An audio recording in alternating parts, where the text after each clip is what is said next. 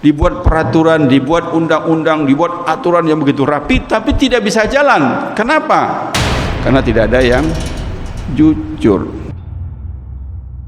Assalamualaikum warahmatullahi wabarakatuh. Alhamdulillah, wassalatu wassalamu ala rasulillah wa ala alihi wa sahbihi wa man walah.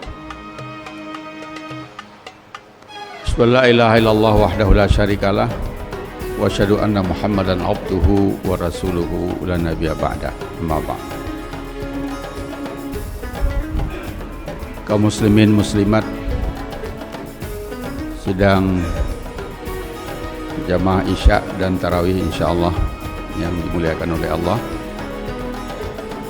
Marilah kita senantiasa bersyukur kehadirat Allah Subhanahu wa taala atas segala limpahan rahmat dan karunia-Nya kepada kita bersama. Kemudian salat dan salam semoga dilimpahkan Allah kepada Nabi besar Muhammad sallallahu alaihi wasallam dan kepada keluarga, sahabat-sahabat serta siapa saja yang mengikuti sunnah beliau sampai hari akhir nanti. Pada suatu hari sahabat bertanya kepada Rasulullah sallallahu alaihi wasallam, "Ya Rasulullah, ayakunul mu'minu jabbanan?" Bisakah seorang mukmin itu jadi penakut? Rasulullah menjawab, "Na'am, bisa." Sahabat bertanya lagi, "Ya Rasulullah, ayakunul mu'minu bakhilan?" Bisakah seorang mukmin itu pelit, kikir? Rasulullah mengatakan, "Na'am, bisa." Sahabat bertanya lagi, "Ya Rasulullah, ayakunul mu'minu kadzaban?" Apakah bisa seorang mukmin itu pembohong? Rasulullah mengatakan, "Tidak." Walaupun bakhil itu sifat tercela, penakut sifat tercela, tapi menurut Rasulullah seorang mukmin masih diakui imannya walaupun dia pelit, penakut. Tapi kalau pembohong tidak diakui lagi. Begitu pentingnya sikap jujur. Belakangan ini yang banyak dipersoalkan orang kan kejujuran. Dan problem bangsa Indonesia yang paling besar itu adalah problem kejujuran. Kadang-kadang kita malu dengan negara-negara maju yang tidak beragama Islam yang jauh lebih jujur. Padahal Rasulullah tegas menyatakan dalam hadis riwayat Abdullah ibnu Mas'ud, Rasulullah bersabda, "Alaikum bisidqi." Hendaklah kalian semua jujur.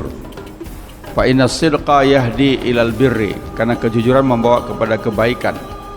Wa innal birra yahdi ilal jannah, dan kebaikan mengantarkan ke surga.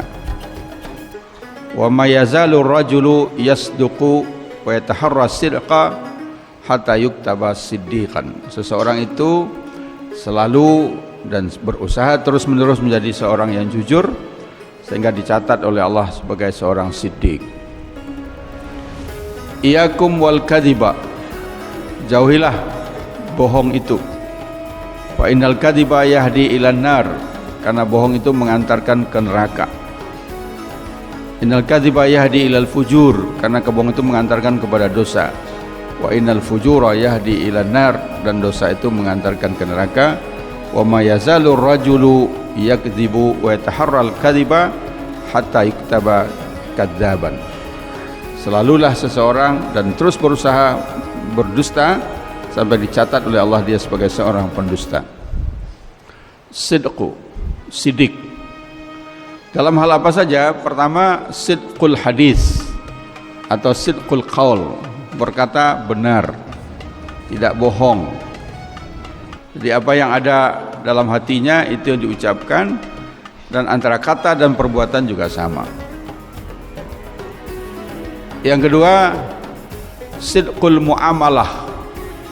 Jadi dalam bermuamalah dia juga benar, tidak melakukan manipulasi, tidak menipu. Yang ketiga, sidqul wa'di, benar dalam berjanji, tidak ingkar dalam janjinya. Nah, yang keempat, sidqul hal. Apa yang dimaksud dengan sidqul hal? Tampil apa adanya, tidak pura-pura. Rasulullah SAW menyatakan, al-mutasyabbi'u bima la yu'ta kalabisi saubai zuri. Hadis riwayat Hakim. Orang yang menyatakan kenyang dengan sesuatu yang belum diberikan kepada dia sama dengan orang yang memakai dua pakaian palsu. Apa yang dimaksud dari Rasulullah SAW itu? Kita tidak boleh pura-pura. Kalau harfiahnya, kalau kita lapar jangan bilang kenyang. Udah makan mas? Mestinya belum, tapi makasih, kenyang, lagi kenyang. Tapi kalau kita kembangkan lebih luas, yang dimaksud itu adalah tidak boleh memakai pakaian palsu. Bahkan dalam hadis lain katakan, jangan kamu memakai pakaian orang lain, tampil apa adanya. Nah, kalau tidak tampil apa adanya, dalam bahasa sekarang itu namanya pencitraan. Pura-pura jujur, pura-pura taat, pura-pura sederhana karena menjelang pemilihan umum. Kalau memang sehari-harinya begitu, ya tampil begitu. Jadi orang tidak boleh tampil dengan bohong. Kalau kenyang jangan bilang lapar, kalau lapar jangan bilang kenyang. Kalau kaya jangan ngaku miskin, kalau miskin jangan ngaku kaya. Itu agak berat, agak jarang. Yang paling banyak itu orang kaya ngaku miskin, orang senang ngaku susah. Jadi kalau kita ingin citra, boleh. Semua orang ingin citra yang baik. Kita ingin izzah, nama baik kita, harga diri kita tinggi, iya. Tapi jujur. Kalau memang setiap hari naik Camry, ya sudah, tidak usah naik angkot. Jangan pura-pura hidup susah naik angkot. Kalau sehari-hari makan enak di restoran besar, jangan sekali-kali coba makan nasi aking hanya untuk nipu masyarakat. Itu dalam bahasa sekarang disebut dengan pencitraan. Ada konsultannya itu untuk pencitraan itu, dibantu oleh media, dan masyarakat kemudian terkecoh. Nah, bagi Rasulullah itu termasuk bagian dari kepalsuan. Sidik.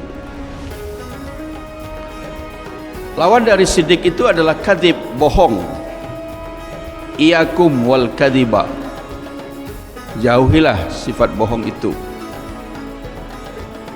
Kenapa? Karena bohong itu akan melahirkan kebohongan lagi. Jadi kalau kita tidak ingin berbohong, jangan berbohong untuk pertama kali.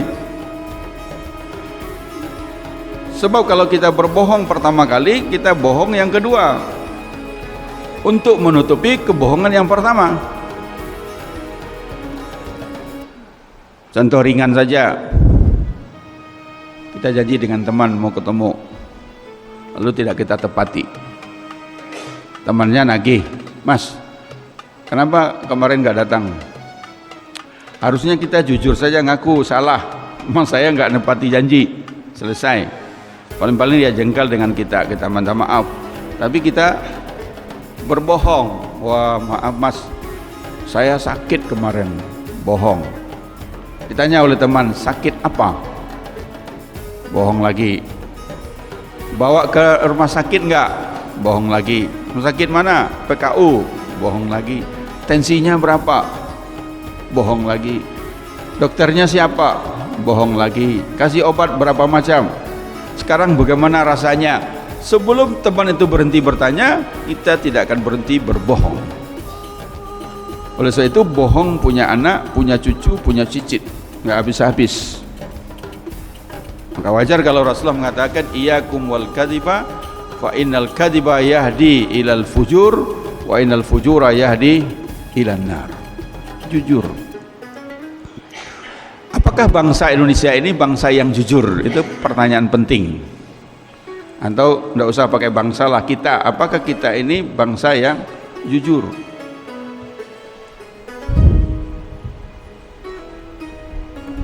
mungkin ada yang jujur, tetap masih ada yang jujur, tapi yang tidak jujur lebih banyak.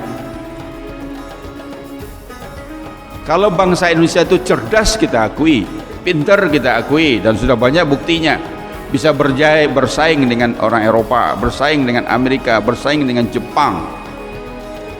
Tapi kejujuran, walaupun kita 88% Muslim, kejujurannya itu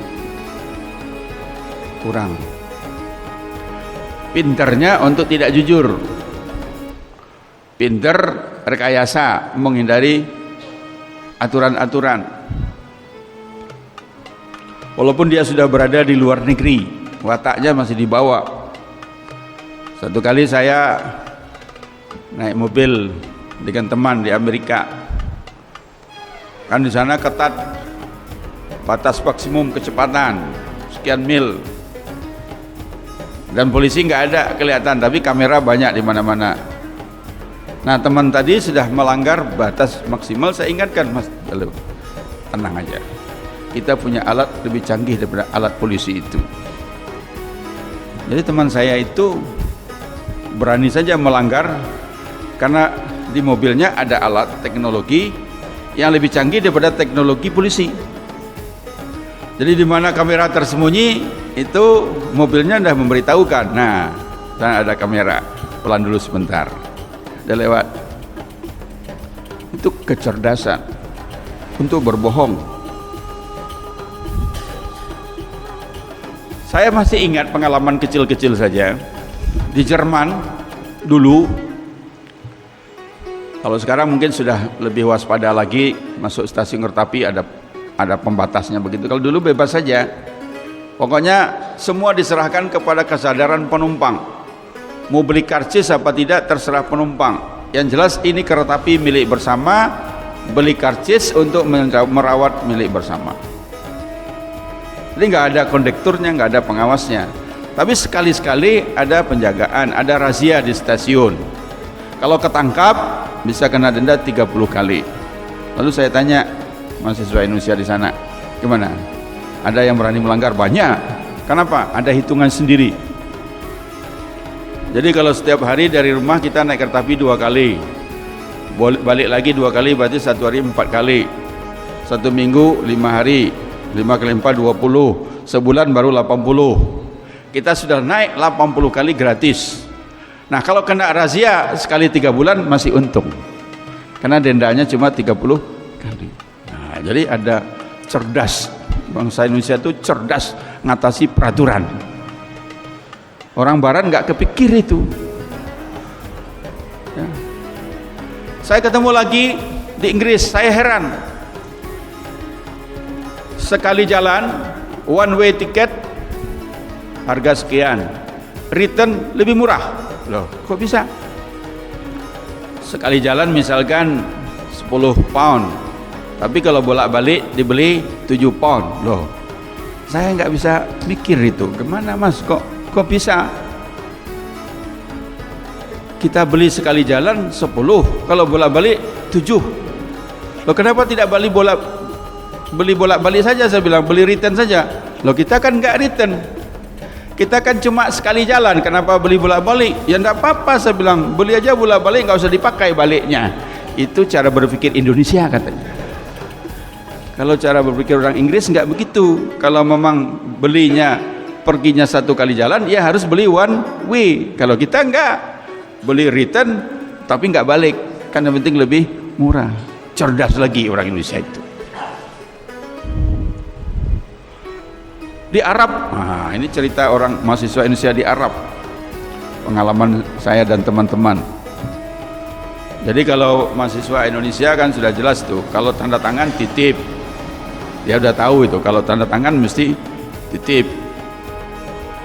Pokoknya kalau pakai mesin titip juga. Akhirnya di sana tradisional saja. Kalau dalam kelas itu 40 meja, 40 mahasiswa, ada 40 meja.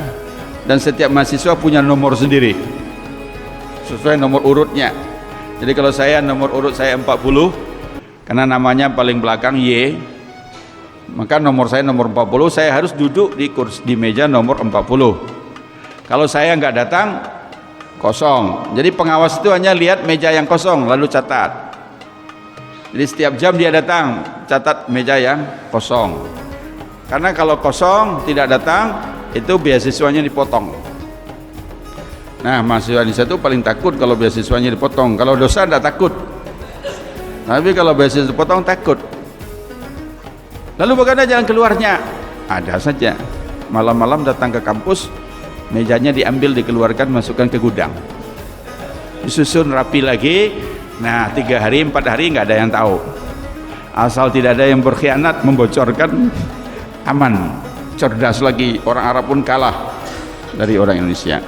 Nah, tetapi untuk berbangsa, bernegara, kita bisa merasakan buat tidak kunjung maju kita. Dibuat peraturan, dibuat undang-undang, dibuat aturan yang begitu rapi, tapi tidak bisa jalan. Kenapa? Karena tidak ada yang jujur. Oleh sebab itu memang perlu bulan Ramadan ini kita ingatkan berkali-kali, alaikum bisidqi, hendaklah kamu jujur dalam segala hal. Bukankah puasa melatih kita untuk jujur?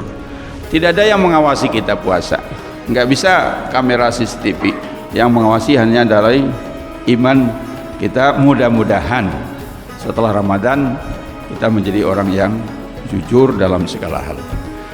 Billahi taufik wal hidayah. Wassalamualaikum warahmatullahi wabarakatuh.